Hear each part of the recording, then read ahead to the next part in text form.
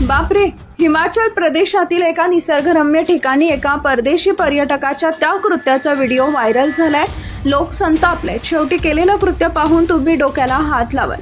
निखिल सैनी नावाच्या वापरकर्त्यानं Xavier share केलेला हा व्हिडिओ हिमाचल प्रदेशातील कांगरा येथील असल्याचं सांगितलं जातंय. यामध्ये परदेशी पर्यटक धबधब्याच्या पार्श्वभूमीवर भारतीय पर्यटकांनी मागे टाकलेला कचरा गोळा करताना दिसतोय. धबधब्याजवळील खडकांवर पडलेली प्लास्टिकचं आवरण उचलण्यासाठी तो खाली वाकलेला असताना त्या परदेशी पर्यटकानं कमरेला निळा टॉवेल गुंडाळलेला दिसला. कदाचित मला मोकळा दिवस मिळाला तर मी बसून लोकांना सांगेन हे उचला. लोकांना सांगायला मला काही हरकत नाही, असं तो परदेशी नागरिक व्हिडिओ चित्रित करणाऱ्या व्यक्तीला म्हणाला. ही शरमेची गोष्ट आहे की एक परदेशी पर्यटक निसर्गाच्या सौंदर्याची अधिक काळजी करतो, तर दुसरीकडे स्थानिक पर्यटक अशा मनमोहक ठिकाणी निर्लज्जपणे कचरा टाकत राहतात. कोणत्याही सरकारला किंवा प्रशासनाला दोष देता येणार नाही.